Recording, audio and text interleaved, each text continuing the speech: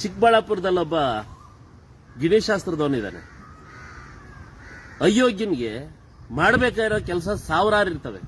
ಒಬ್ಬ MLA ಆಗಿ ಆ ಅಯೋಗ್ಯ ಬೆಳಿಗ್ಗೆ ಎದ್ದು ಕುಮಾರಣ್ಣನ ಬಗ್ಗೆ ಮಾತಾಡದೆ, ನಿಖಿಲ್ ಅಣ್ಣನ ಬಗ್ಗೆ ಮಾತಾಡದೆ, JDS ಬಗ್ಗೆ ಮಾತಾಡಲಿಲ್ಲ ಅಂತಂದ್ರೆ ಆ ಅಯೋಗ್ಯನಿಗೆ ತಿಂದೂಟ ಜೀರ್ಣನೇ ಆಗಲ್ಲ. ಒಬ್ಬ ಶಾಸಕ ಆಗಿ ಅದೇನ್ ಕಿತ್ತಾಕ್ತೀಯೋ ಅಲ್ಲಿ ಚಿಕ್ಕಬಳ್ಳಾಪುರದಲ್ಲಿ ಒಂದು ಅವಕಾಶ ಕೊಟ್ಟಿದ್ದಾರೆ.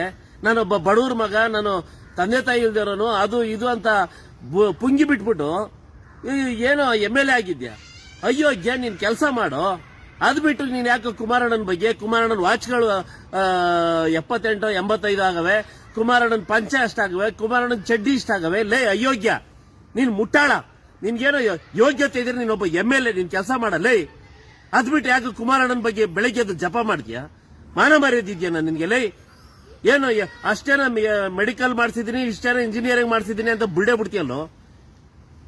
ಸಾವಿರಾರು ಕೋಟಿ ನಾನು ಅದ್ ಮಾಡ್ತೀನಿ, ಇನ್ಕಮ್ ಟ್ಯಾಕ್ಸ್ ಮಾಡ್ತೀನಿ, ನನ್ಗೆ IT ರೇಡ್ ಮಾಡಿ, ED ರೇಡ್ ಮಾಡಿಸಿ ಅಂತ ಯಾವನಾರು ನೀನು ಒಬ್ಬ MLA ಅಂತಾರೇನೋ?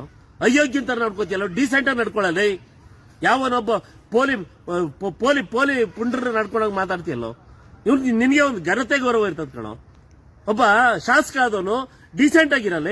ಇನ್ನೊಂದ್ಸರಿ ಯಾರು ಇದು MLA ಮಾಡ್ತಾರ ನಿನ್ನ, ಪಾಪ ಅವ್ರವ್ರು ಎಕ್ಕಡದಲ್ಲಿ ಅವ್ರು ಹೊಡ್ಕೊಂತ ಅವ್ರಿಗೆ ಅಂತ ಅಯೋಗ್ಯನ MLA ಮಾಡ್ಬಿಟ್ಟು ಅಂತ. ಸ್ವಲ್ಪ ಡೀಸೆಂಟ್ ಆಗಿ ನಡ್ಕೊಳ್ಳೋ.